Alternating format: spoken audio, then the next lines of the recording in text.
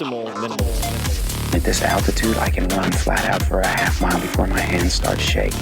Can I answer your personal question? Now would seem an appropriate time. What if I did the opposite? I'm a cybernetic organism, living tissue over a metal endoskeleton. Tim Ferriss Show. This episode is brought to you by AG1, the daily foundational nutritional supplement that supports whole body health. And I do get asked a lot what I would take if I could only take one supplement. And the true answer is invariably AG1. It simply covers a ton of bases. I usually drink it in the mornings and frequently take their travel packs with me on the road. So what is AG1? AG1 is a science-driven formulation of vitamins, probiotics, and whole food sourced nutrients. In a single scoop, AG1 gives you support for the brain, gut, and immune system. So take ownership of your health and try AG1 today. You will get a free 1-year supply of vitamin D and 5 free AG1 travel packs with your first subscription purchase. So learn more, check it out. Go to drinkag1.com/Tim. That's drinkag1, the number 1, drinkag1.com/Tim. Last time, drinkag1.com/Tim. Check it out.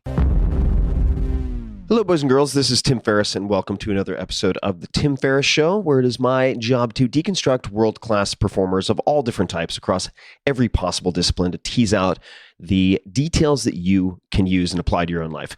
This episode, we have a scientist who is also incredibly good at teaching. Dr. Martin Gibala, or Martin Gibala, PhD, is a professor and chair of the kinesiology department at McMaster. Not McMaster, that sounds like a fish sandwich. McMaster University in Hamilton, Ontario. His research on the physiological and health benefits of high-intensity interval training, or HIIT, has attracted incredible scientific attention and worldwide media coverage.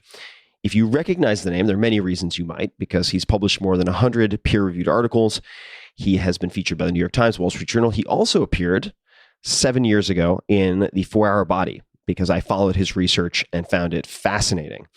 He is frequently invited to speak at international scientific meetings and has received multiple awards for teaching excellence, the reasons for which I think will become incredibly clear as you listen to this episode. He is the co-author of the brand new book, The 1 Minute Workout. And that may sound ridiculous, but by the end of this episode, you will not think it's ridiculous. You will think that it is entirely scientifically supported. And we dig into some exact protocols that you can test yourself to take this for a test drive.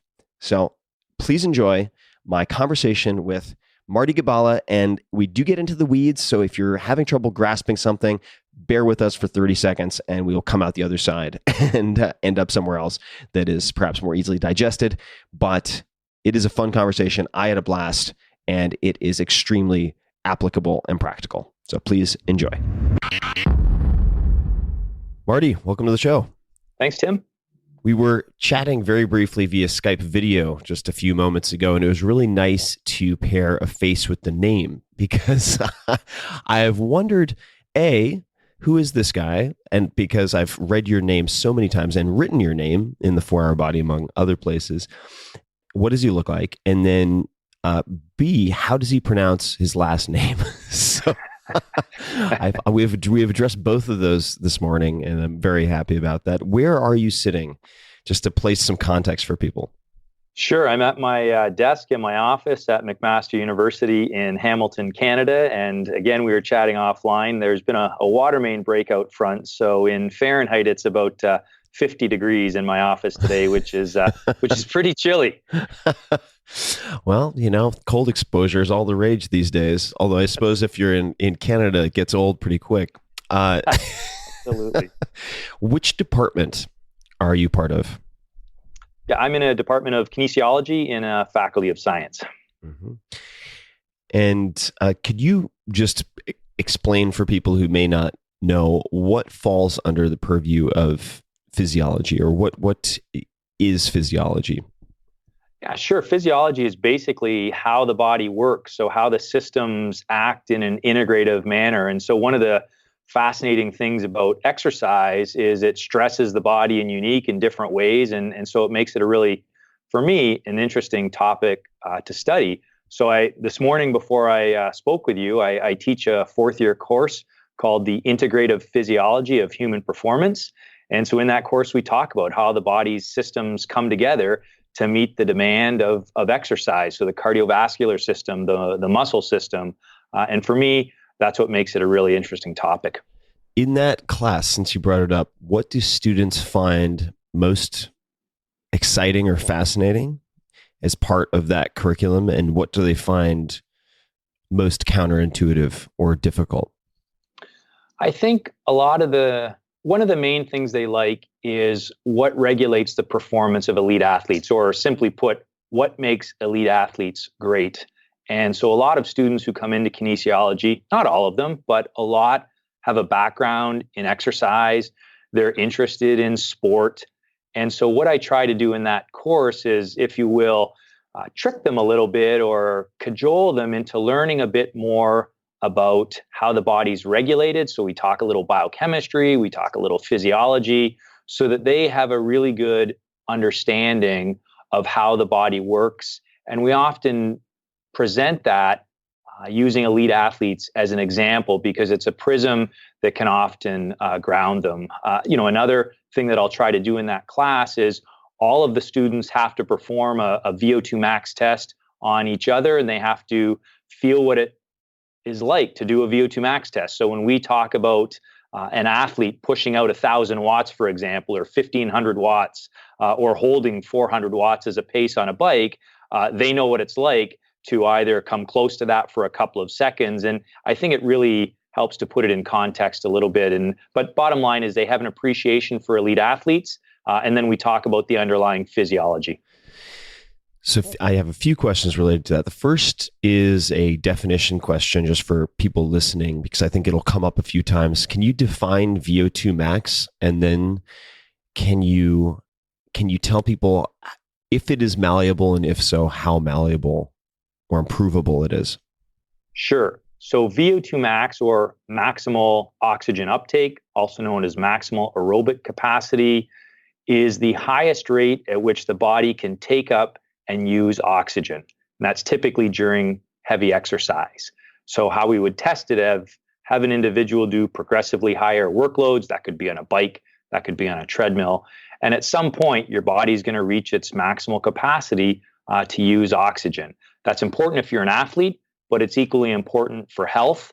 And so when people talk about cardio fitness, what you're really talking about is your VO2 max. And it reflects the underlying ability of the cardiovascular system, the respiratory system, so your heart, your lungs, your blood vessels, to deliver oxygen to working muscles, and the ability of the muscles to use that oxygen to produce energy. So literally to burn fats and carbohydrates to produce fuel. So we say if you're going to be an elite endurance athlete, a high VO2 max is necessary, but not sufficient for success, because obviously there's lots of other factors involved.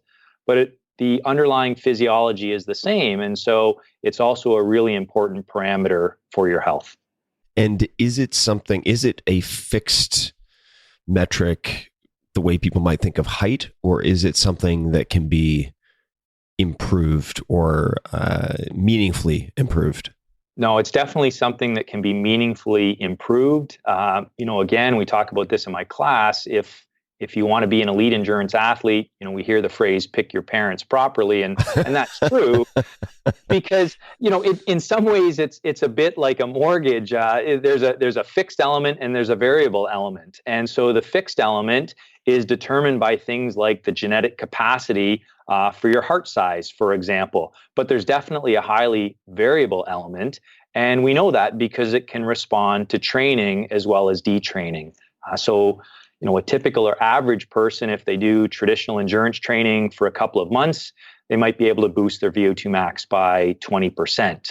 But it's a highly individual value or parameter as well. And we know some people, their value doesn't change very much, even though they do highly structured training, whereas other people, they can change it by up to 100%. People would be familiar with the term hard gainers. There's some hard gainers when it comes to VO2 max as well. But fortunately, it's a relatively small percentage. And to answer your question, it's highly malleable in most individuals. I was chatting with Peter Diamandis not too long ago. A friend of mine, he's the chairman of the X Prize and involved in many different companies.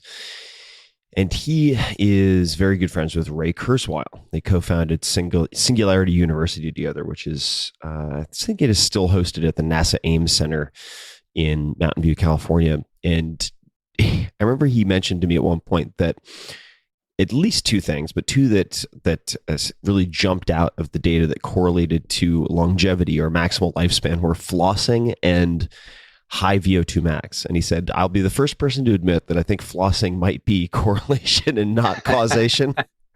It could be that people who are anal retentive enough and disciplined enough to floss on a daily basis also are disciplined enough to do other things on a daily basis that contribute.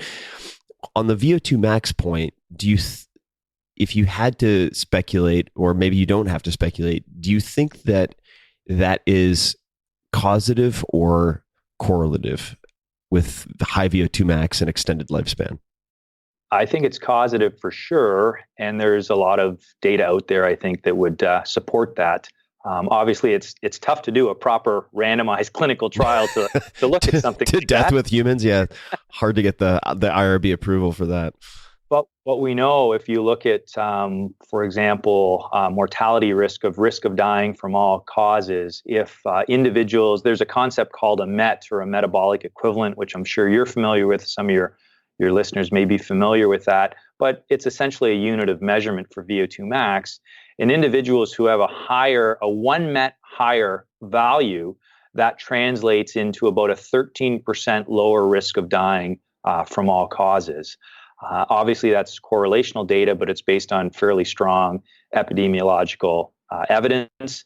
You might also be familiar, just a couple of weeks ago, there was a paper in JAMA, which was calling for VO2 max or fitness, cardiorespiratory fitness, to be a vital sign. So it's something that we should measure in the doctor's office, just like we measure weight and height and things like blood sugar. The problem, of course, is that it takes some time to properly measure VO2 max accurately, and obviously that's not feasible in a lot of physicians' offices. But there are now some very good online calculators that can give individuals a sense of what their value is. How do they approximate that online? I'm very curious. I've never taken one of these myself. I have had the great joy of having the garden hose stuck in my mouth and my nose clipped while I run on a treadmill. I have done that before, but I can see why a lot of doctors' offices would not be super keen to have that as part of their 11 minutes with their patient. How do they try to infer VO2 max from online inputs? Yeah, I've just seen this recently, and actually, put my own data in to see how well or how accurate I thought it was, and it was reasonable. It asked things like your age, your sex, your things like that, some activities on, or your type of activity that you habitually do, and it does ask for a measure of resting heart rate. And so, based, I assume, on some parameters that relate to your habitual fitness level and also your resting heart rate. Those are probably two of the main drivers. Obviously, I don't know everything that goes into the algorithm, but that's typically what it's based on. And I think probably these online calculators, the greatest benefit, even if there's an absolute error in the number, you would hope that it's a fairly reproducible number. So if you do some training and your resting heart rate is lower, presumably the value that it would predict for your VO2 max would be higher. But that's what it's based on. But as you say, having a VO2 max test measured directly is the gold standard. But there's also some reasonable ways to estimate it based on running speed over a set distance or heart rate response to submaximal exercise. So I think it's fairly easy, and maybe we can leave folks with some tips on the online aspect of this interview with ways that they can get a sense of their fitness on their own. For sure. And you said something I want to underscore for folks because it's so important. Many of these tools, one could argue even most of these tools they're not 100% accurate in an absolute sense, but as long as they are consistently inaccurate, you can trend properly, right? Which is also why it's so important if people are trying to gauge body fat, which is notoriously error prone for a host of different reasons, that they're using the same tool. And if they're using a practitioner or some type of clinician, they're using the same practitioner or clinician, so that at the very least, they're comparing apples to apples so they can trend properly and look at how an intervention like the training that we'll be talking about, I'm sure, affects the numbers that they're putting in. Agreed. That's an excellent point. If you're looking at something like bioelectrical impedance, for example, to measure body fat percentage, there's some concerns around the absolute validity of that test. But I think when you use the same test repeatedly over time, it gives you a good sense, as you say, to know whether you're trending positive or trending negative. And that's the important thing. So when did you do your first studies or begin researching sprints or interval training, and what catalyzed that? It would be around 2003, 2004. And believe it or not, it stemmed in large part from that course that we mentioned at the outset of the interview. So I've taught this course, Integrative Physiology of Human Performance, for quite a while now. I think this is the 16th or 17th version of it. And it does go back to that idea of students were interested in the training programs of elite athletes. And they were often surprised by the fact that elite endurance athletes, through the course of history, surprisingly used interval training, either because they were quite time limited or because they really wanted to push their overall training volumes, but often it related to the notion of time efficiency.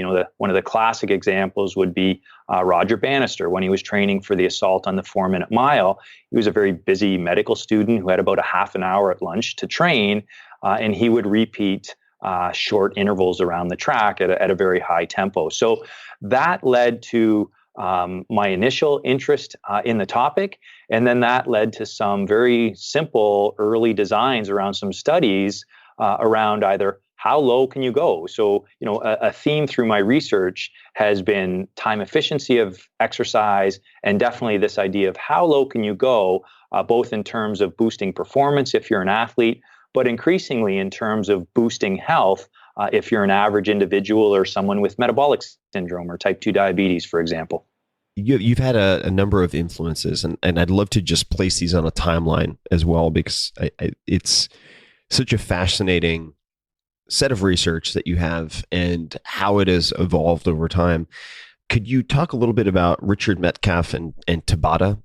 Yes, of course. And a point I would make is that, we don't know what we don't know. And so when I first got into this field, obviously we're very interested in the topic, but over time, I've definitely developed an appreciation both for the scientific history of interval training, which goes back to at least the late 1950s and probably before that, and the athletic history, which certainly dates to the turn of the century.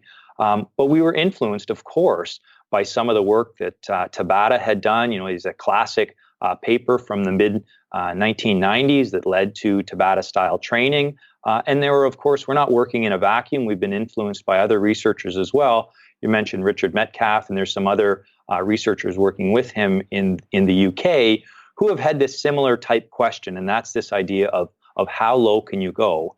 And so Richard and some others had done a scientific study where they were looking at just two bursts of interval training lasting only 15 to 20 seconds, and showing that if subjects did that a couple of times a week for 6 weeks, they could boost their VO2 max. And so that was influential in terms of our research, and it led the design of what we call the quote unquote 1 minute protocol, or the 1 minute workout, which of course is a teaser headline. It's not really a minute start to finish when you build in recovery and a short warm up and cool down, but it's all variations on this theme that short, hard bursts of exercise can be extremely effective and extremely time efficient in order to boost performance and boost health. And we're going to talk plenty about that. I want to come back to Tabata for a second and ask you a question, or a few questions that were sent to me by a friend of mine who's an MD, very accomplished athlete, and a huge fan of interval training. His first question, and maybe before we actually get to this question, could you define for people what the Tabata protocol is? Yeah, so the classic Tabata protocol is 8 repeats of a cycle that involves 20 seconds of effort and 10 seconds of rest. So you repeat that 8 times. And so start to finish, the workout is 4 minutes in duration. The original classic study that was described was done on a bicycle. So bicycle exercise at an intensity of around 170% of VO2 max. And people might say, well, if VO2 max is max, how can you go at 170% of that? But it goes to the workload setting that you would have on the bike. So you might have a workload, for example, of 300 watts, and that's sufficient to elicit your VO2 max, but you could work at above that value or 170% of that value for very short periods of time. But that's a classic Tabata protocol. And as I say, it was described on a bike, although over time, it's probably more well known to most of your listeners for more calisthenic type style training, burpees, mountain climbers, air squats, things like that, although the original protocol was described for a bicycle. Thank you. And the first question from this friend of mine is Tabata especially magical, or have the data been overinterpreted? And keep in mind, this is someone who is part of the choir, so to speak, not necessarily for Tabata, but it's been so widely discussed and so widely, I would imagine, maybe misinterpreted. But is the Tabata protocol particularly magical, or have the data been overinterpreted in any way? I don't think it's particularly magical. I think Tabata is an example, and obviously a well-known example, of the concept that we were talking about, and that's this idea that short, hard bursts of exercise can be extremely effective. And so the original Tabata protocol, the main outcome measure, was maximal aerobic capacity, or VO2 max. And so Tabata showed that short, hard intervals on the bike, as we've described, could be effective for boosting VO2 max. They didn't perform muscle biopsies, for example. There wasn't a lot of underlying physiological measurements performed. And I think that's one of the additions to the scientific literature of our work, as well as other researchers, that they've looked more mechanistically at what's happening. So, for example, we've been very interested in short, hard bursts of exercise, improving muscle health and boosting things like mitochondrial content in your muscles. I think there has been some overstatement in the fact that Tabata is viewed with almost these magical properties when it comes to Tabata style training that I think most people think of, and that's body weight style intervals.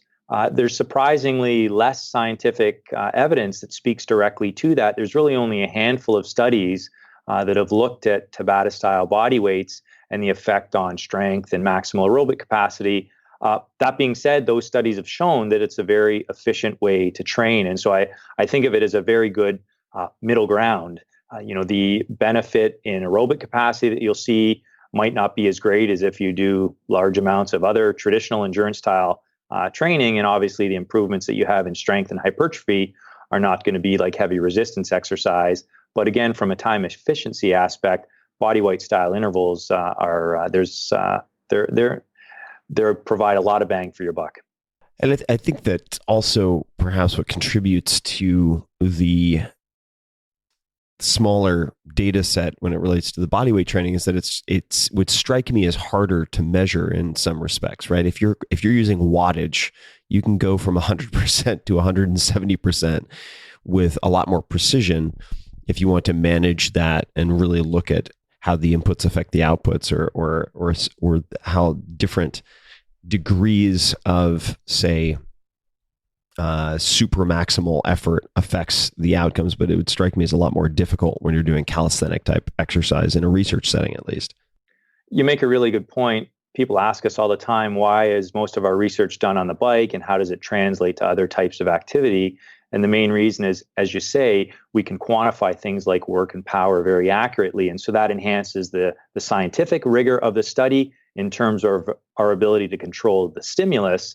And then we're obviously often looking at very specific physiological markers that require us to perform invasive measurements. Whereas if you're just doing a set of burpees, for example, it's a little bit more challenging to precisely control the stimulus. And so that sometimes can go to the impact of the study, if you will. And there I'm talking the scientific impact, because I have to worry about things like where I publish my papers and journal impact factors and things like that. But ironically, a lot of the public doesn't care about an impact factor. They just want to know, if I do this type of training, will that benefit me? So there's sometimes an inherent tension there between the scientific impact of a work and really the translatability of a work and answering questions that people actually want to know about.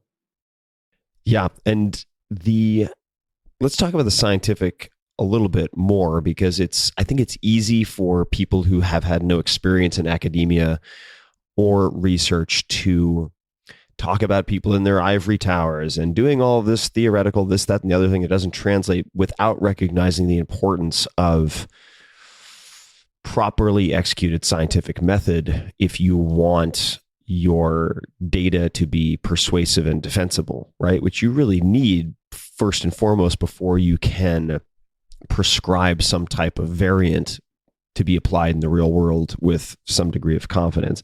So, but that's not the question I'm going to ask, or related to the question. What I wanted to ask you is, in your own research as it relates to interval training, what was the first study that surprised you in some way? Because of you're forming hypotheses beforehand, right?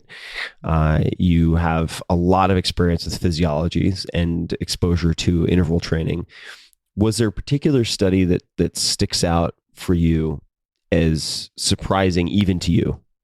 Yes, our first study actually was one of our most impactful, and I was influenced by a number of scientific papers, of course, but one of the most interesting for me was this group in Europe had taken two groups of subjects, and they applied the same training stimulus to both groups. And the training stimulus involved 14 consecutive days of hard workouts. One group did them every day consecutively for 2 weeks, and one group did them every couple of days over a period of 6 weeks. So the training stimulus is the same, and really all that was different was obviously one group was getting recovery days. At the end of the study period, the physiological adaptations between the groups were virtually identical. So measuring specific changes in their muscles or how much an enzyme level went up. But the performance was only better in the group that got recovery days. And I'm sure your audience is listening going, well, duh, that sort of makes sense. But it hammered home for me this idea that recovery was important. And so our first question was, well, what if we had people only do 2 weeks of interval training, or the period of measurement is only over 2 weeks, but we give them those recovery days? And so that led to our initial study where we had people do 6 sessions of interval training over 14 days. And what we measured in that study, the two major outcomes was endurance performance. So basically, time to fatigue on an exercise bike. How long can you ride a bike until you're exhausted? And the amazing thing was that subjects' endurance capacity increased by 100% on average. So basically, you could double endurance capacity with 6 sessions of interval exercise. And we're talking this short, hard sprint type exercise. So the type of intervals that people were doing only required them to do 2 to 3 minutes of very heavy exercise every couple of days. And we backed that up with some physiological markers. We took biopsies from the subject's legs, and we measured an important enzyme that relates to how well the body uses oxygen to burn fuels to produce energy. And we saw that enzyme increased by about 35%, if I recall. What was that enzyme? It's an enzyme called citrate synthase. It's arguably the most commonly measured enzyme in exercise physiology. It's a marker of the Krebs cycle or the TCA cycle, and it correlates quite well with the overall amount of mitochondria that a subject has in their legs. So again, people have a pretty good sense of cardio health and what that means, the ability of your heart to pump blood and deliver oxygen. Citrate synthase or mitochondrial content is a pretty good marker of muscle health, how well your body can utilize the oxygen that gets delivered to produce energy. It's also important for things like predicting your risk for diabetes. If you have a higher citrate synthase content in your muscles, your risk for developing type 2 diabetes tends to be lower. But the short answer is that when people did these 6 sessions of intervals over 2 weeks, they doubled their endurance capacity, and they markedly increased the amount of this enzyme in their muscle. And that's where I really sat back and went, wow, maybe we're onto something here. And as a cautious scientist, the first thing you do is you tell your grad students, make all those measurements again. Show me that the data are reproducible. Because when we first published that study, I don't want to say there was opposition, but there was skepticism, to be sure. And certainly we were happy as more research studies were conducted, both in our own lab and around the world, verifying some of these initial findings. Quick question on methodology, because I've always been very curious about this. I've been a test subject in a number of different experiments that were not designed by the amateur professional dilettante, which I know is a contradiction in terms, Tim Ferriss, but actual legitimate scientists at places like Stanford. I was part of a body cooling experiment, or the intervention was body cooling using a vacuum and a glove, of all things, looking at heat exhaustion and marching in saunas. It was a disaster in terms of just subjective experience. It was pretty miserable. But I've been a participant in a number of different labs, and I'd love to know, in your lab, what is the right way to identify when someone on a bike has ridden to exhaustion? How do you define that? Because of course, if you have rats, a lot easier, right? This is not something I've personally done, but I know they'll do swim tests, and to exhaustion means the rat basically doesn't necessarily drown, because it probably doesn't die, or it might, but they put them in a bucket and let them swim until they can't swim anymore. Not as easy to get approvals to do that with, say, college students or other human subjects. So how do you define and determine when someone has ridden to exhaustion? So we would measure or define fatigue as a point at which subjects are unable to maintain the power output. So if we're going to have you ride at 200 watts, you could ride at 200 watts for a certain period of time, and then literally you get to the point where you're unable to turn the pedals. And so what typically happens is you'll see cadence fall. So if someone's maintaining 90 revolutions per minute, obviously the force per revolution or the load per revolution will seem a little bit lighter than if they're only riding at 50 RPM. So we use bikes that are electrically braked cycle ergometers, so that we know, regardless of how fast the subject is turning the pedals, the workload is the same at 200 watts. And so as people approach fatigue or exhaustion, they literally can't turn the pedals. And for us, it's usually defined as their RPMs falling below 40, because that's where the manufacturers will guarantee the workload setting on the bike. But what you find is they tend to hit exhaustion pretty quickly. So it's not very hard to figure out when they have to literally stop. And sometimes we'll use time to exhaustion tests, but as a colleague, Mark Hargraves, will say, there's no Olympic events in time to exhaustion. Typically we do time. That'd be a riveting spectator sport, though. Exactly. And so most athletic events are, you need to cover a set distance as fast as possible. And that's why, certainly more recently, but often in our studies, we'll use time trials as well, where subjects will have to complete a set amount of work. And we'll say, think of this as a 10-kilometer bicycle race.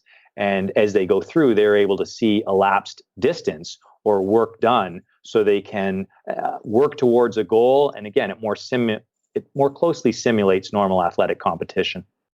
So you mentioned citrate synthase, which, if that's, I remember having a biopsy done in South Africa at Tim Noakes' facility, who has some really interesting thoughts on central governors and so on. But I remember coming in to look at the results, and I'm effectively below the Homer Simpson sedentary line in my citrate synthase in my I think it was the vastus lateralis, or maybe it was medialis that they took it from, in the quadricep.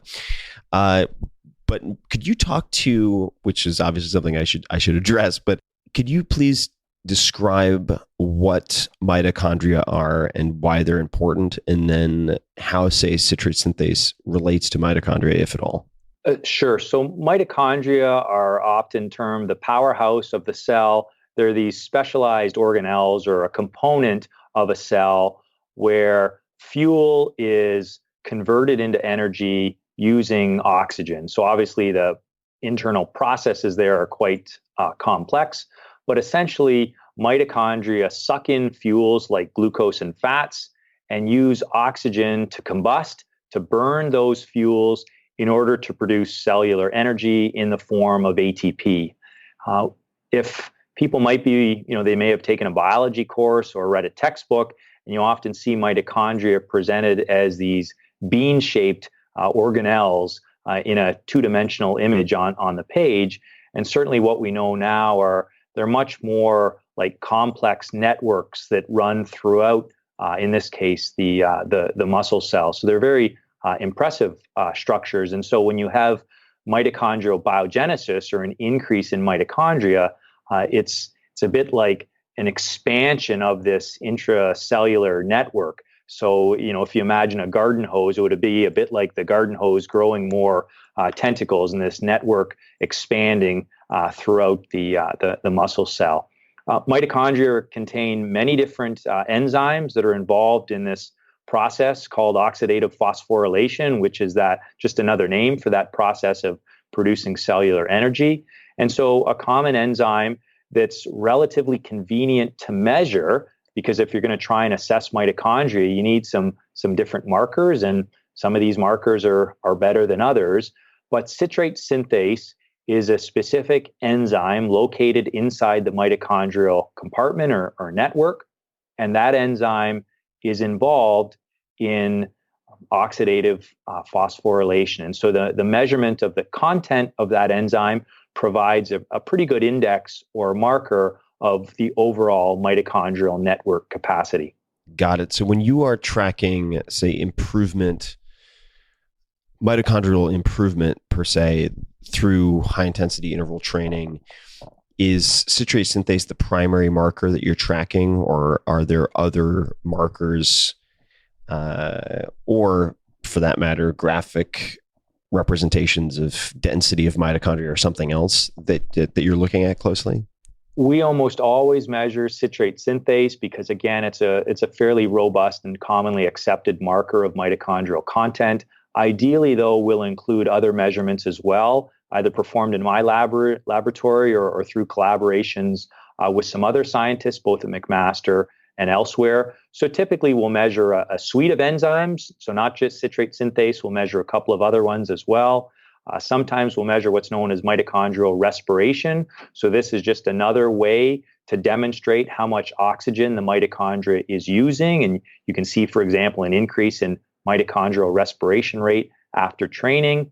And sometimes we'll measure molecular compounds that are signals that mitochondrial biogenesis is taking place or in the process of taking place. So some of our studies, for example, are acute exercise studies. We'll have someone do a single bout of exercise, and then we'll take biopsies in recovery, and we'll say, okay, is the mitochondrial biosynthesis pathways, are these activated? And we'll measure certain proteins that are representative of that.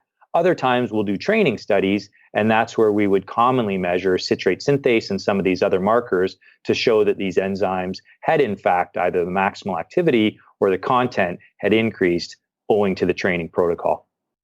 So to jump to protocol, or I guess go out to sort of 30,000 foot view a little bit, I remember doing some reading in prep for this conversation and finding an assertion. I haven't looked at the data behind it, but that even interval walking in many respects could be considered more, I guess, effective than, say, steady state walking for catalyzing health improvements. Why is that? Why does this type of oscillation in effort have profound effects, and why does it apply to something at a, say, low level of input or output, rather, like walking all the way up to sprinting? What does interval training do to the body?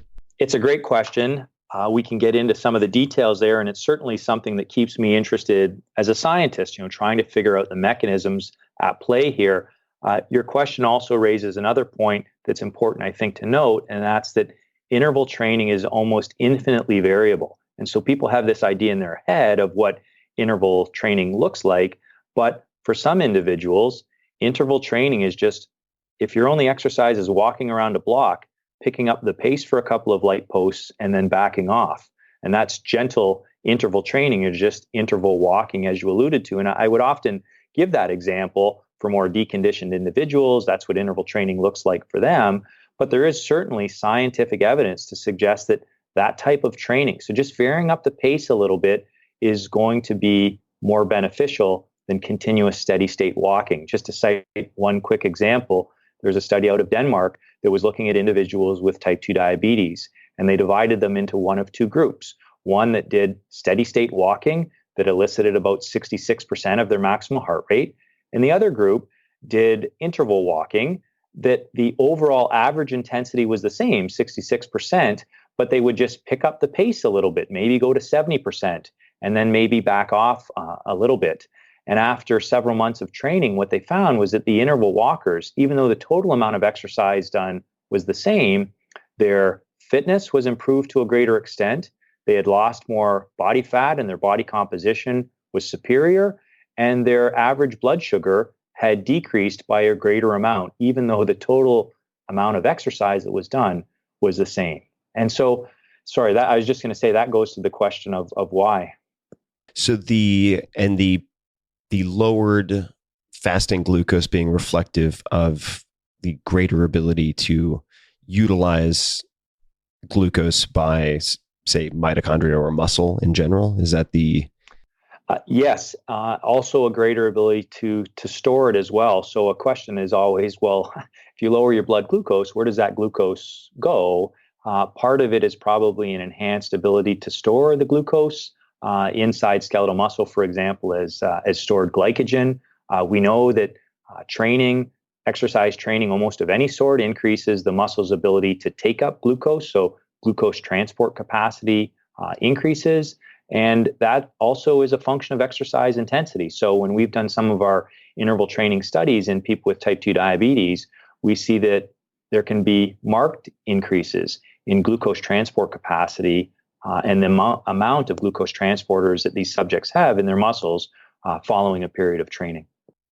So you've done many different, I'm sure personally, variations of interval training. You've designed studies and imposed said regimens on many different subjects.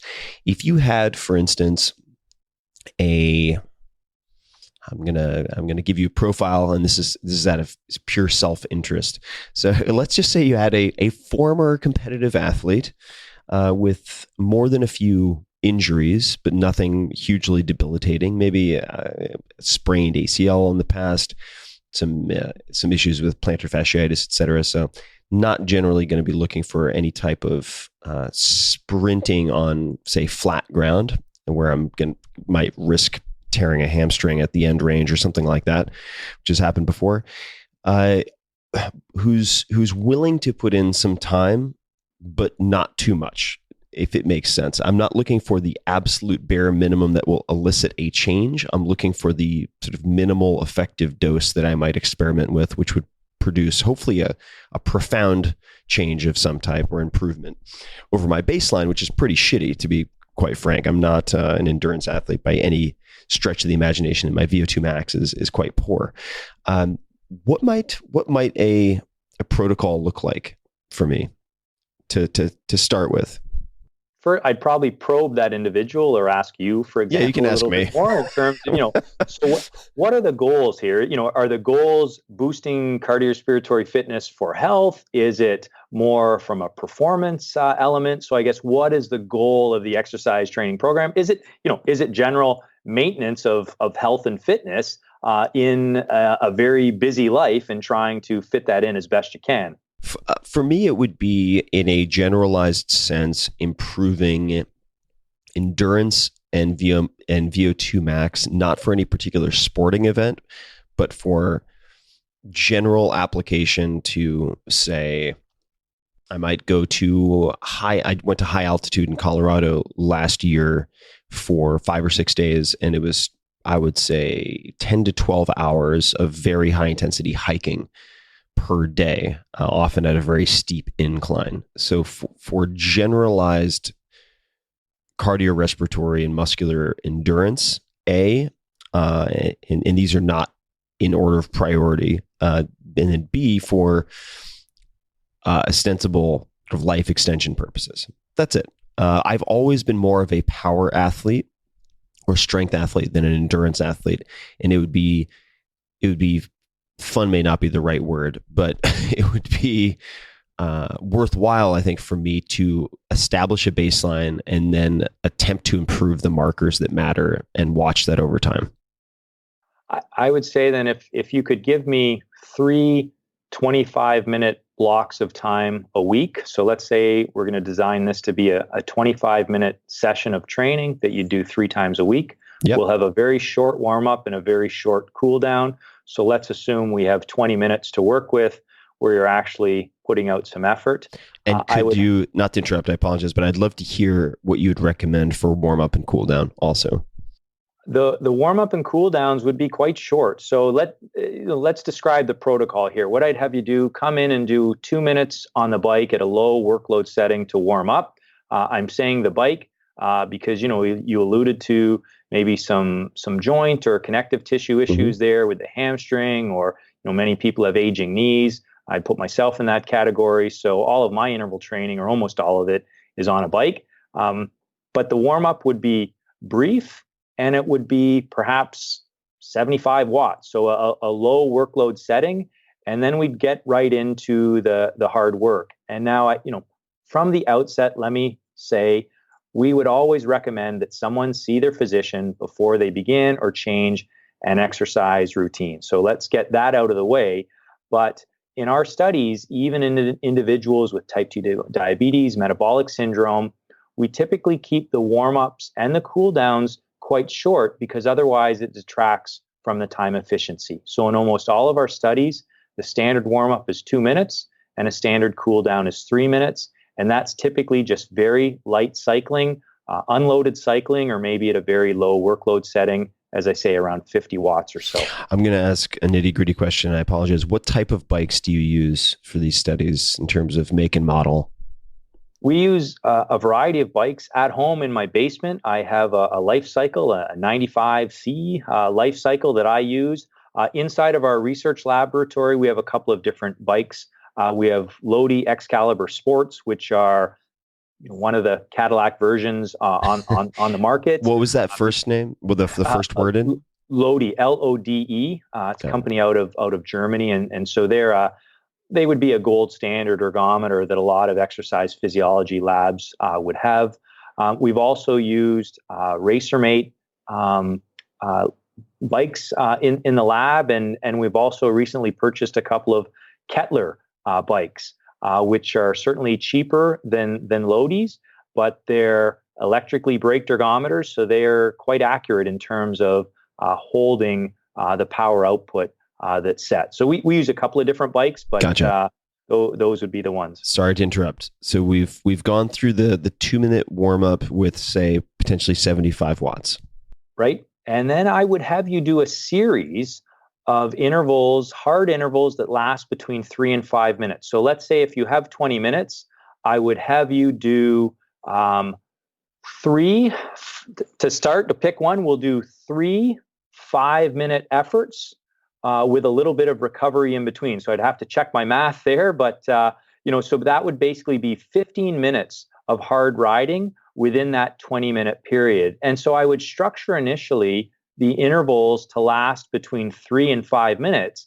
And so this, we would adjust the workload setting appropriately so that, let's say you're doing 3-minute repeats, you don't want to go much more at the end of those 3 minutes. But if I give you a period of recovery, you're able to repeat the 3 minutes a couple of times. Or if it was a 5-minute interval, it would be the same thing. So we would set the workload so the intervals are challenging and you're almost ready to give up where you're getting towards the end of the 3 or 5 minute interval, but then we give you a little bit of break and you do it again. And why I say the 3 to 5 minute intervals is if you look at the literature, and there's been a number of review articles and meta-analyses that have been conducted, and just through practical experience with coaches and athletes, many would recommend that repeated intervals of 3 to 5 minutes in duration is going to provide the most effective stimulus for boosting VO2 max. So that's, I think, where I'd start, but we would vary it up as well. Another common protocol is what we call the 10 by 1. So 1 minute of hard exercise with 1 minute of recovery, and you repeat that 10 times. So there's no magical or best formula, but I'd probably start with those 3 to 5 minutes because based on the literature, that would be my best guess for boosting your VO2 max.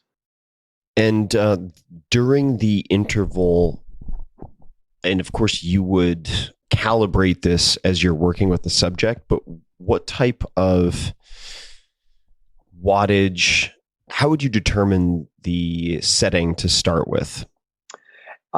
So again, if it was you, ideally how we do this in the lab, for example, if we had the opportunity to do it in advance, we would have you come into the lab and perform a VO2 max test. So typically in our lab, we use ramp VO2 max tests. So we have a very standard protocol of we increase the workload setting 1 watt every 2 seconds. And so basically what it feels like is you're climbing up a hill that gets steeper and steeper and steeper. It starts out pretty easy, and then the workload catches up on you over time. And why we like the ramp test is, again, at some point you're going to hit exhaustion or fatigue, and I could say, Tim, your peak power output was 388 watts or 452 watts.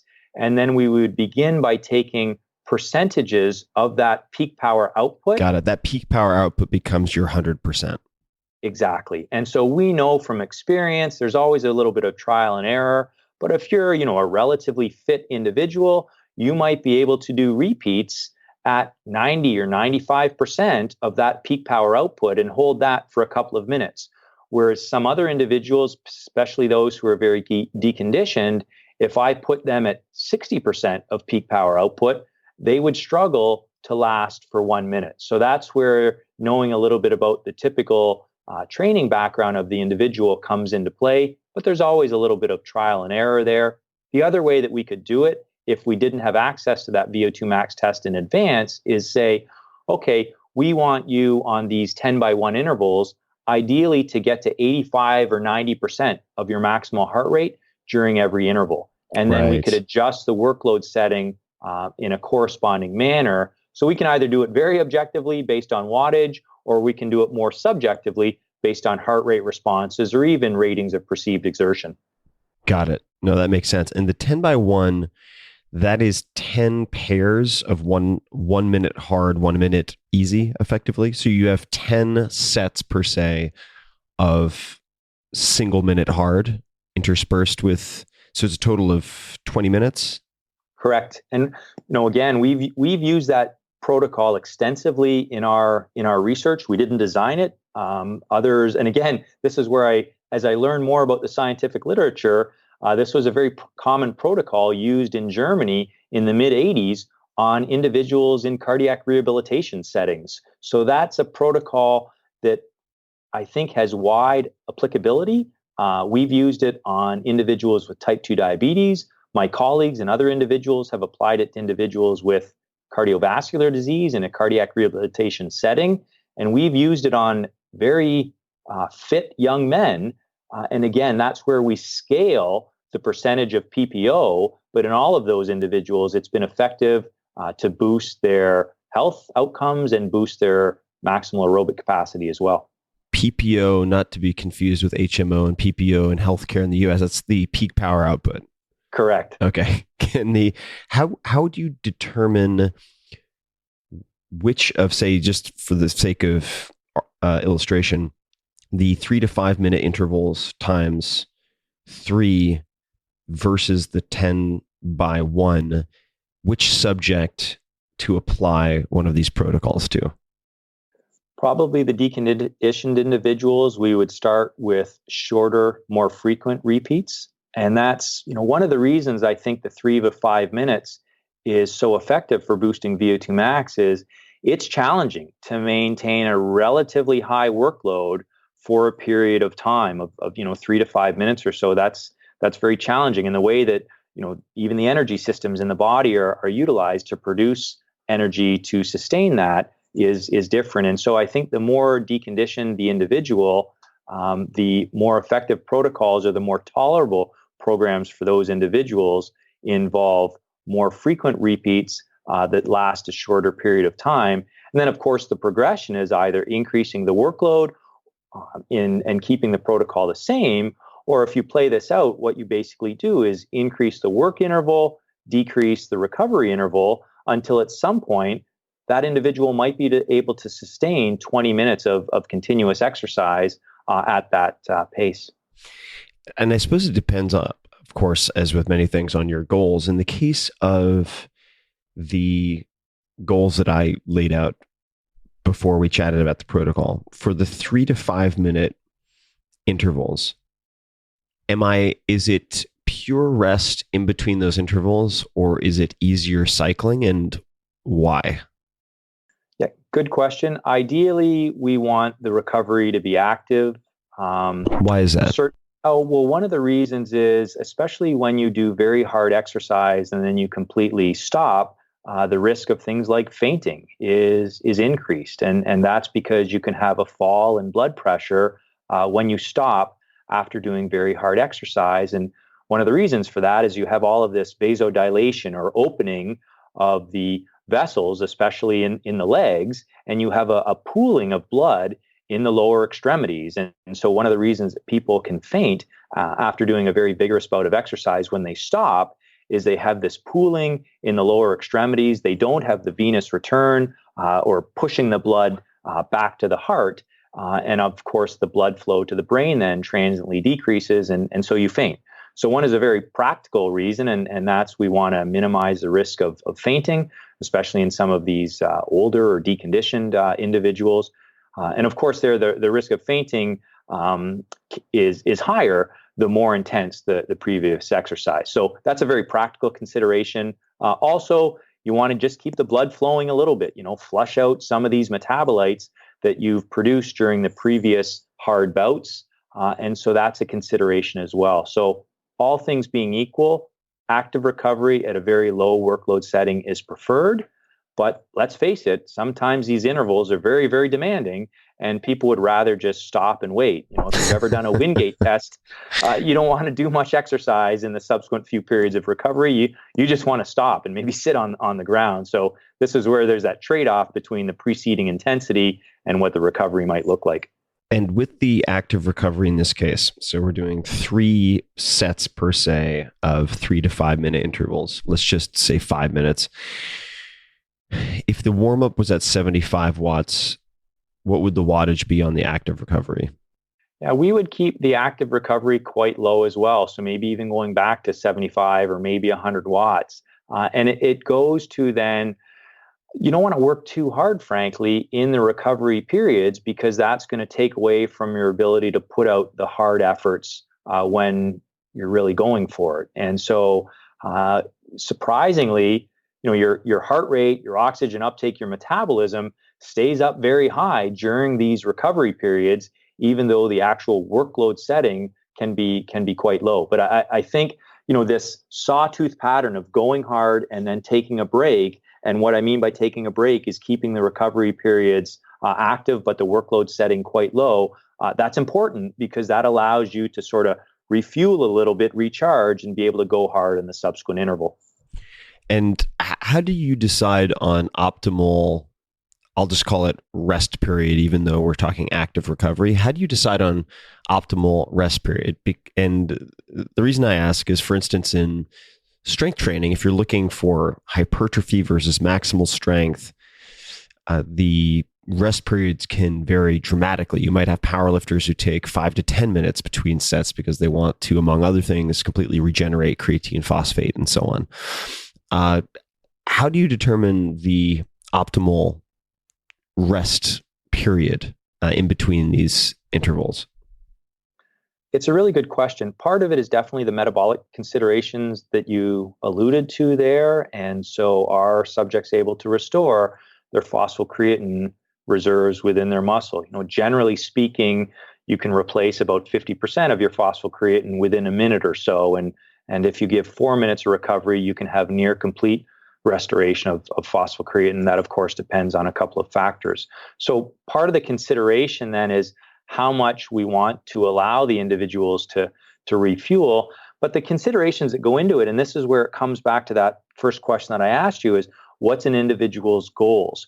What time do they have available for the workout? Because you can allow ample periods of recovery, but especially if you're talking about this notion of time efficient exercise, recovery periods can't be too long. So sometimes there's practical considerations that we will take into play there.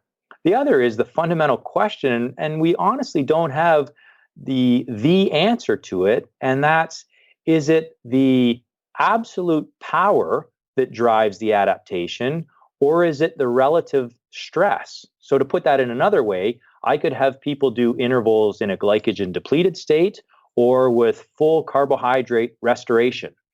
If they're glycogen depleted, their power outputs are going to be lower and they're going to feel a lot crappier, but the adaptations may, in some respects, be a little bit better. And so to put that in the context of recovery, if we don't allow, quote unquote, full recovery, the subsequent power output in the other intervals is probably going to be lower, but the relative stress on the individual is going to be higher. And so I think it comes back to this idea of variety. Variability is a good thing because we're just hitting the body in so many different ways. And so for most individuals, there is no single best program, and varying up the intervals is a good strategy.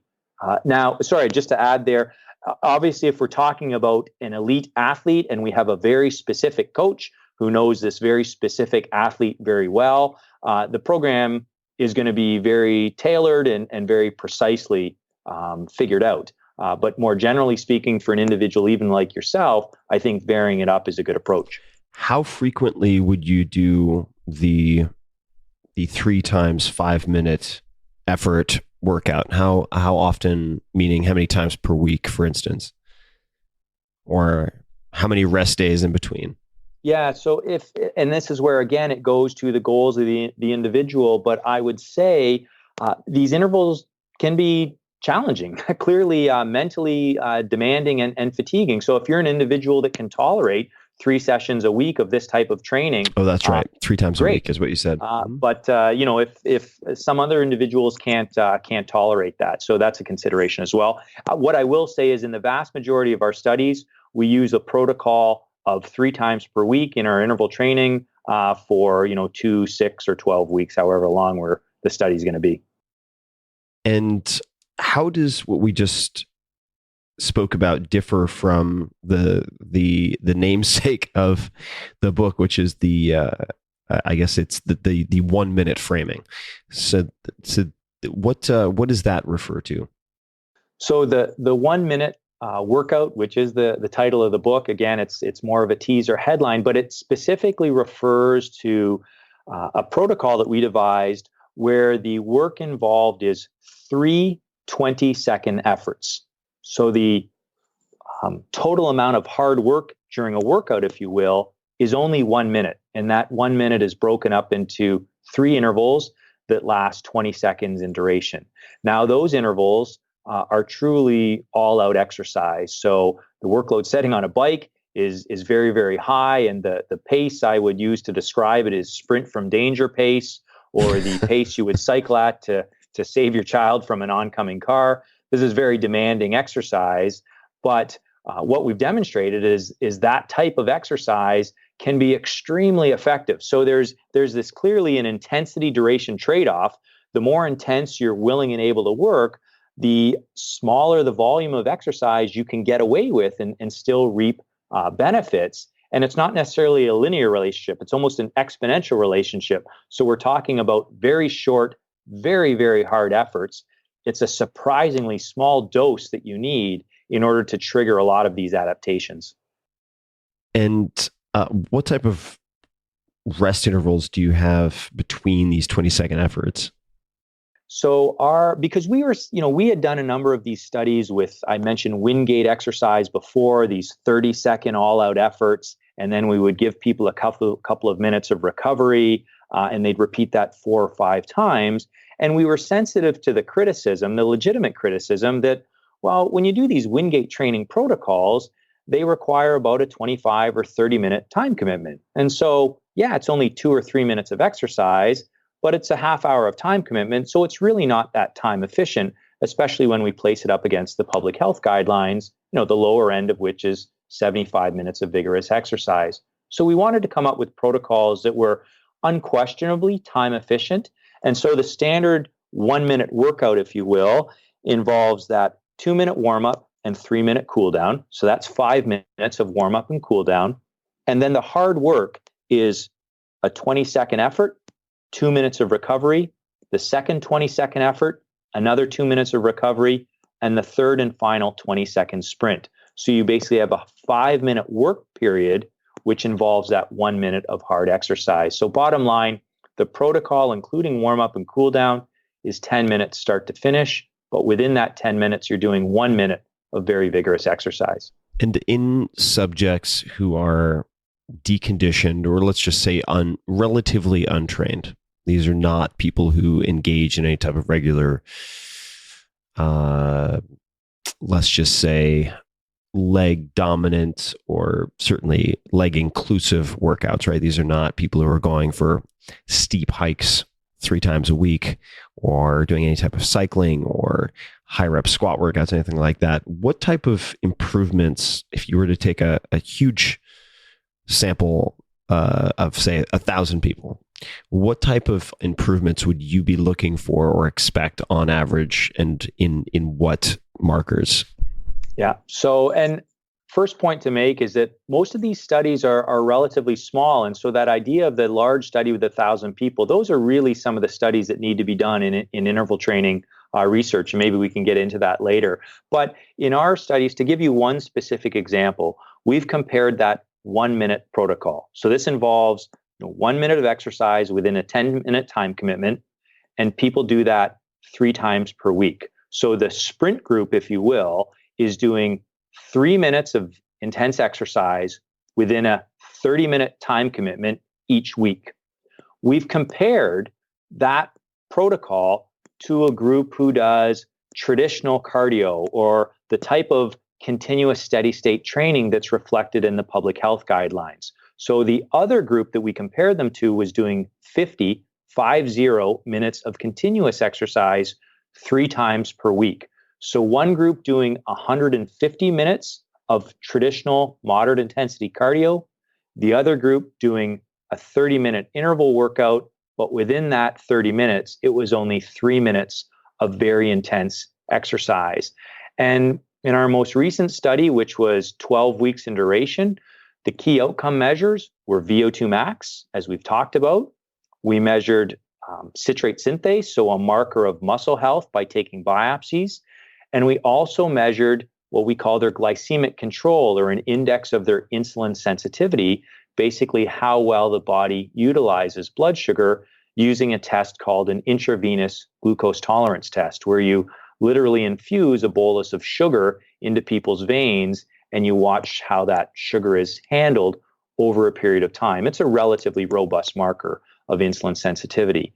And what we found after 12 weeks is, despite the huge difference in time commitment, all of the markers improved by the same extent on average in the 2 groups. So the improvement that we saw in VO2 max was 19% on average over 12 weeks, and that was the same in the 2 groups. We saw about a 30% increase in that marker of their mitochondrial content. Again, quite similar in the 2 groups. If anything, it was a little bit higher in the interval training group, and the same for insulin sensitivity. The improvement that we saw statistically was the same, but it tended to be a little bit higher in the interval training group. So a real striking example, I think, of the potency of interval exercise, especially these short all-out intervals, to elicit changes that we more traditionally associate with public health guidelines type research. That's not to say at all that we're criticizing the public health guidelines. It's just a striking illustration of the fact that you can elicit a lot of these traditional cardio responses and muscle metabolic responses and health responses using these short, very hard bursts of exercise. Mm-hmm. And how would you suggest people begin a program like this? Let's just say, and maybe the answer is what we already talked about, whether it's the 3 to 5 minute intervals. And can you just remind me what would you suggest as a starting rest interval? Because we talked about the benefits of potentially replenishing phosphocreatine, but then also the potential improvement, the magnitude of change if you're operating from a deficit per se. So where would you suggest I start, for instance, if I'm doing these 3 5-minute efforts? How much rest would I take in between with the easy pedaling? Yeah, so if we were going to the 20 minutes that we were talking about there, if you built in 5-minute intervals with 2 minutes of easy pedaling, or I guess it would be 2.5 minutes of easy pedaling, that would add up to your 20 minutes. So 5 minutes, 2.5 minutes recovery, another 5 minutes, 2.5 minutes recovery, and the third and final 5-minute effort.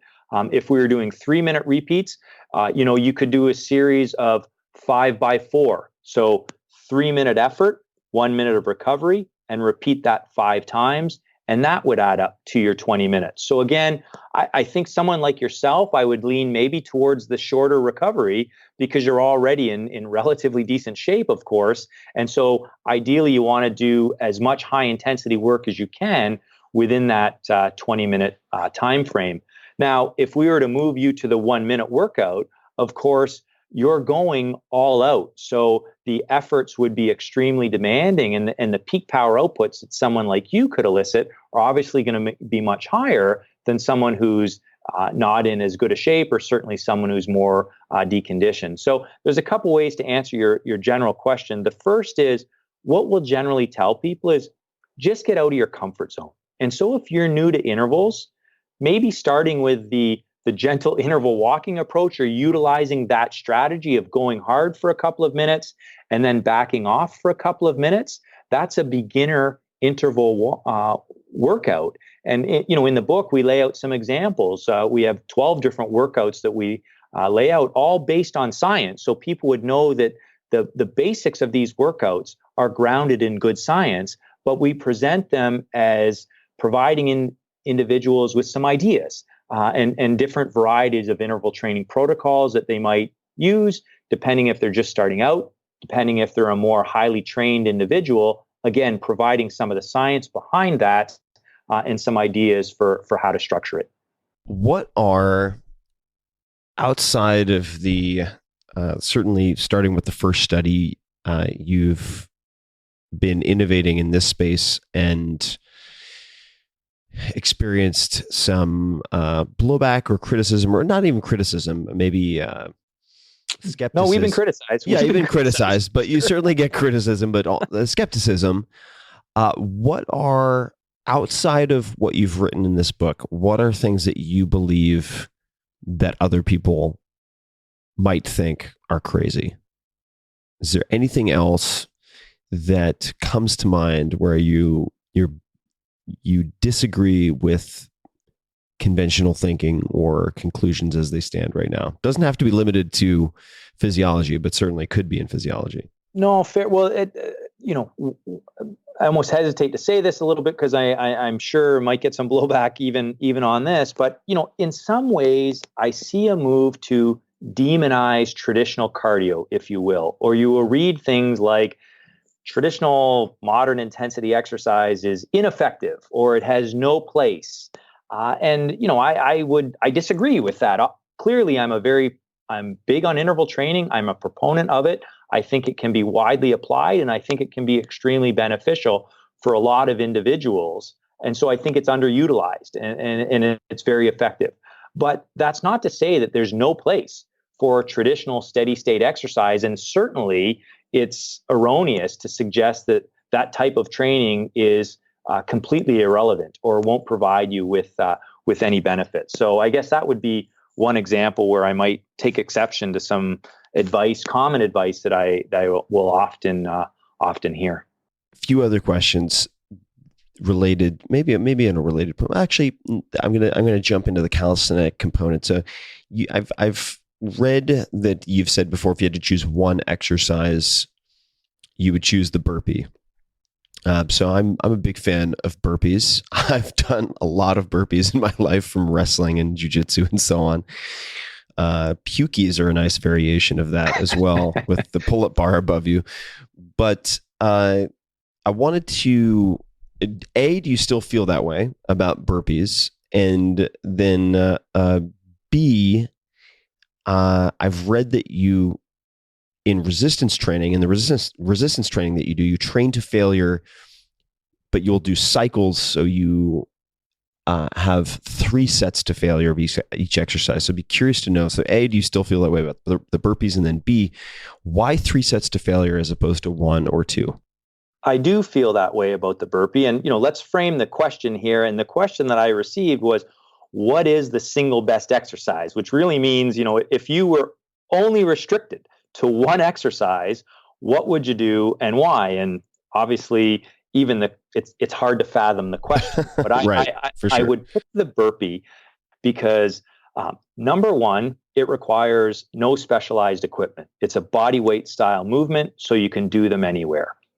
Number two, it's going to build both strength and cardiorespiratory fitness. So if you do burpee sets, obviously you're going to have some push-up motion in there. You're going to have some leg strength development. But if you're doing burpee sets, and it goes to the second part of your question, I guess, why would you do 3 sets?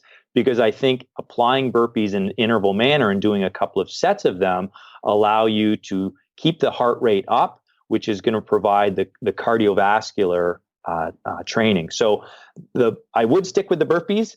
It can be done anywhere. And if you do burpee sets, it provides both a cardiorespiratory boost as well as a strength boost. If I can just say, I think I also said at the time when I was asked the question, I don't really see anyone ever sticking with a burpee workout over time because let's face it, burpees suck. Burpees are really hard to do. But if I could give a shout out to this individual who contacted me, his name's Josh Spodek. He lives in Manhattan. He's PhD in astrophysics. He's got an MBA. And he contacted me to say, I read that piece in the New York Times and I sort of took it up as a challenge. And I've been doing burpees every day for 5 years. And, it's basically become his go-to exercise. And so clearly some individuals could keep it as their sort of go-to exercise. So good on you, Josh. I certainly couldn't keep that up, even though I said it would be my go-to exercise. Yeah, burpees, I wouldn't give them a very high ranking in the physical recreation category for sure. If I could just make a comment too, Tim, I just said burpees suck, they hurt. This is something around interval training where there's definitely very visceral reactions around the potential translatability. And so my colleagues who are in the exercise and health psychology area, who talk about things like mood, affect, motivation, long-term adherence, there's a real visceral debate going on right now around the potential long-term translatability of interval training. Clearly, I'm someone who is in the camp of, yes, I think this is very much a viable public health strategy. Certain types of interval training are highly suited for many different individuals. And again, it goes back to this idea that people think interval training only means extreme style training. But there's a large segment, or there's certainly an opinion out there that this is not a viable public health strategy at all. I happen to disagree with that because I think the more menu options we can give people, the more exercise choices, the better. But this idea that intervals can be an uncomfortable way to train and that might turn people off exercise, that's certainly a sentiment in some quarters. How do you, so if we were looking at, at least as I think about it, the 3 legs of the stool for a sustainable, beneficial exercise program. If you have at the top of if you have at the top, if we're trying to look at a hierarchy, adherence, like will the subject actually perform this routine over time? And then you have effectiveness. Does it produce the results desired in any shape or form? And then efficiency, as we've talked about a number of times, time efficiency. How do you increase the longer term adherence to interval training? Is it just a matter of starting off very moderate and then conditioning people over time, both psychologically and physically, to the sometimes uncomfortable stimulus? Are there other aspects to program design that you would encourage people to think about?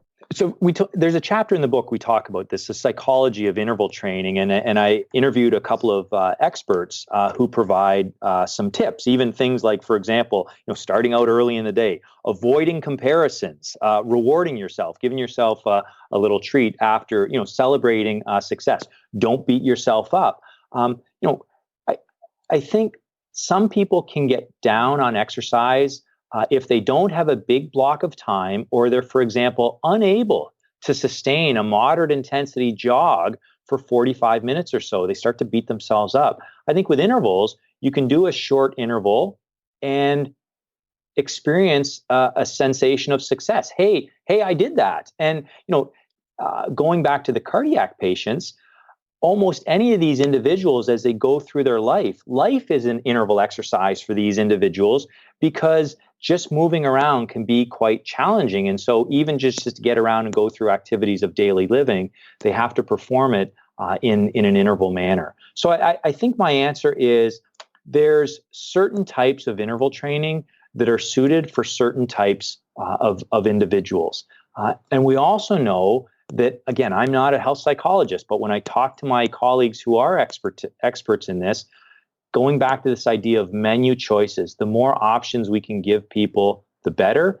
And I think interval training offers, as we've been talking about, almost an infinite variety of ways to structure the workouts, where there's only so many ways to jump on a treadmill and jog at a moderate pace for 45 minutes or an hour.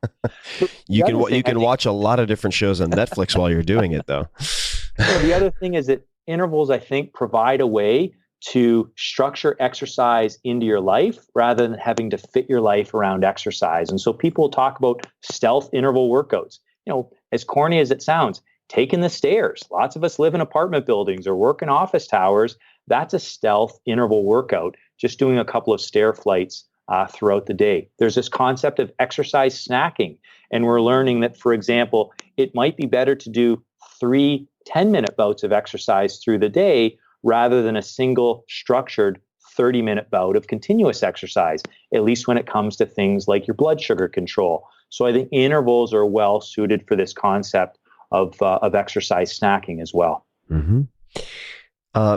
Marty, couple of non-physiology questions, although they could end up producing answers that have something to do with it. What books have you gifted the most to other people? Yeah, and this question, I'm going to sound like a scientist here, but one of the books that I've given out a lot is called The Craft of Scientific Writing. It's certainly something that I'm working on, but when I've gifted books, it's often been either to a colleague or definitely new up and coming people in the discipline of science. And the way you write scientifically is obviously different from other writing. And if you want to write scientifically, but in a compelling way for individuals to try and translate the science into the lay public, for example, that's really what I try to do with the 1 minute workout, is boil the science down, write it in a compelling and accessible manner. And certainly I had tremendous assistance from a colleague, Christopher Shulgin, who's just a tremendous writer. And we know we were on the right spot, where I was happy from the scientific message and Chris was happy with the writing, or at least the readability or the accessibility of the writing style. And that's a real challenge, of course. It's an art as much as it is a science. And so a book like The Craft of Scientific Writing helps provide some tips there, because if you're a scientist coming up, you're constantly writing. You're writing grants, you're writing papers, and you want to convince people of the point that you're making.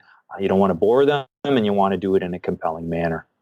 What are some of your, or any science writers or science books that come to mind as good examples to you? The Atul Gawande comes to mind for me, Checklist Manifesto, and others certainly. Do any particular writers or books come to mind that have a scientific accuracy to them, but that are compelling? Yeah, obviously I have a ton of respect for someone like Gretchen Reynolds at the New York Times. She's obviously a big proponent of interval training. She's been a supporter of our work, but her book, The First 20 Minutes, I think provided a really good example, or it set a bar for us in terms of trying to structure the 1 minute workout where you're trying to boil the science down, present it in a compelling manner. There's a Canadian named Alex Hutchinson who writes for our national newspaper, the Globe and Mail. He has a book which comes first, Cardio or Weights. Same thing, where I think there's a gift there in terms of boiling these scientific, complex science down into compelling narratives that people can read and understand. So that's initially two names that come to mind, at least in terms of people that are taking scientific studies and trying to boil it down into accessible messages that people can use in their everyday lives. So speaking of everyday life, this one is not always the easiest question, but we're gonna probably wrap up on this, which is, if you could put a short message on a gigantic billboard, and of course, metaphorically, you're just getting a message out to millions of people, anything non-commercial, what would you put on that billboard? And I don't want to fail miserably on this last test, because part of me is like, oh my God, what would I have that's so compelling to say that I'm going to put it out there on a billboard? But we were talking earlier a little bit offline, just as a scientist, getting out of your comfort zone a little bit. As a scientist, you tend to be so cautious, right? You're like, sure. Almost everything you say, our studies end with, well, we need more research on this, or you write a grant and you're afraid to get out of your comfort zone. And certainly, as I've gone through the process of writing this book, by collaborating with Chris Shogan on this book, it was really a matter of, what, we do have something to say here, and there might be there's an audience out there that needs this, because I would often get questions around, where can I go for more information? Where can I learn more about interval training for health? And I really couldn't point to a specific website or book that was out there. And so in some ways, we tried to fill that void with the book in boiling it down. And so I guess going to the billboard question, it would really be a matter of telling people, like, not to steal something from Nike, but just get out there and do it. Or, you know what? If you don't have a 45-minute block of time to work out, that's okay. Build intervals or build exercise, build movement into your life, because we really, really need that. And, you look at the profound influences that could have in terms of boosting health, lowering healthcare costs. When I talk to my students, it's about, where could all of that money that we're otherwise spending on drugs and pills go? Well, we could use that investments in other places to better support people, because it's almost like I'm stealing other people's lines here. But this notion of exercise is medicine, it's absolutely true. Exercise is the best medicine. It has so few side effects associated with it, but the benefit that we can get from it is tremendous. And I think some people are afraid of exercise, or, obviously the number one cited barrier for why people don't exercise is lack of time, or perceived lack of time. And people have it in their heads that if I don't have this big block of time to exercise, it's not worth it, or they blow it off. And so if there's a message, it's really, no. Time efficiency, we understand, is important. But even if you have a 10-minute period of time in the day, get out there, move. Intervals provide an extremely effective way to build time-efficient exercise into your day. And of course, the benefits of that are profound. Don't think of it as you need to exercise to lose weight, and that's what confers health. As we've been talking about, there's a direct line there between exercise, boosting your cardiorespiratory fitness, lowering your risk of dying, lowering your risk of developing many of these chronic conditions. I had an idea also that you could use, and I will not charge my typical royalty for this. It's 1 minute disappointing in the bedroom, plenty in the gym, and then you have your URL. Marty, where can people learn more about you, find you, the book, say hello on social media, or whatever you would like to mention? Sure. I'm on Twitter, Gibala M, at Gibala M. The book will be published by Penguin Random House. It will be out on February 7th. You can pre-order now from all of the usual booksellers. Fantastic. Any parting words otherwise that you'd like to request, or otherwise? I think you probably hit it in that last answer, but anything else that you would like to say or request to the audience? No, I guess if I had to come up with something for that billboard, then maybe it's life is an interval workout. Ooh, maybe that's I like the way to go. Maybe that's the name of the next book. No, obviously I'm big on exercise. I really appreciate this opportunity to talk to you a little bit about that. But exercise is fantastic, and if we could just get more people moving, the enormous impact and benefit that would have on public health. Agreed. And personal health, which is what it starts with, in a sense. Marty, thank you so much for the time. I really appreciate it. And to everybody listening, you can find show notes, links to everything we discussed as per usual at 4hourworkweek.com/podcast. You can find links, resources from every episode, including this one. And until next time, thank you for listening. Hey guys, this is Tim again. Just a few more things before you take off. Number one, this is 5 Bullet Friday. Do you want to get a short email from me? Or would you enjoy getting a short email from me every Friday that provides a little morsel of fun before the weekend? And 5 Bullet Friday is a very short email where I share the coolest things I've found or that I've been pondering over the week. That could include favorite new albums that I've discovered. It could include gizmos and gadgets and all sorts of weird shit that I've somehow dug up in the world of the esoteric as I do. It could include favorite articles that I've read and that I've shared with my close friends, for instance. And it's very short. It's just a little tiny bite of goodness before you head off for the weekend. So if you want to receive that, check it out. Just go to 4hourworkweek.com. That's 4hourworkweek.com, all spelled out, and just drop in your email and you will get the very next one. And if you sign up, I hope you enjoy it. This episode is brought to you by Audible, which I've used for many, many years. I absolutely love audiobooks, and they are one of my favorite ways to pass the time when I travel. I'm on the road all the time, and Audible allows me to consume many more books than I possibly could otherwise. I have 2 audiobooks to recommend right off the bat. The first is perhaps my favorite audiobook of all time, and it's the only audiobook I've wanted to listen to twice in a row. The Graveyard Book by Neil Gaiman. It's amazing, and you will thank me. There are a few different versions. I like the version that Neil narrates himself. One of the most soothing voices of all time.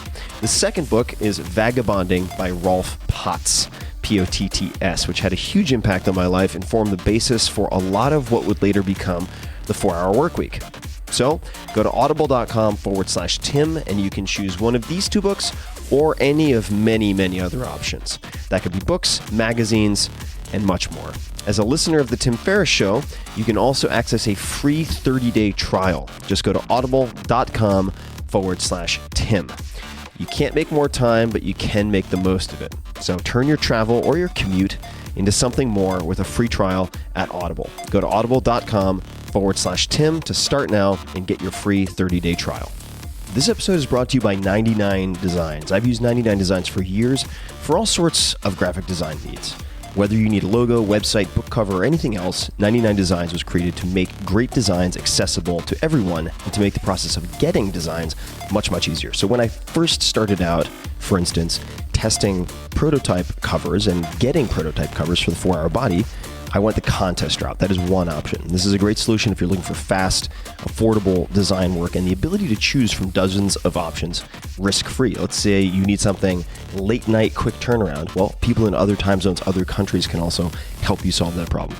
Since then, I've worked with 99 Designs on a separate path or a different option, and that is the one-to-one project service. So in a number of cases, and I'll give you one example, when I wanted to create the cover for my audiobook, The Tao of Seneca, this was a very important project to me, I decided to use their one-to-one project service. And with this service, you can invite a specific designer to your project, agree on a price, and then work together until you're satisfied. And they allow you to iterate and provide feedback and all this stuff. And I haven't shared it yet, but we also got some incredibly good, really some of the best illustrations I've ever seen from using this one-to-one project service with a handful of different designers and illustrators. It blew my mind. 99 Designs makes this all very easy and efficient. So you can check out the Tao of Seneca design and other work that I and your fellow listeners, for that matter, have done on 99 Designs at 99designs.com/Tim. Again, that's 99designs.com/Tim.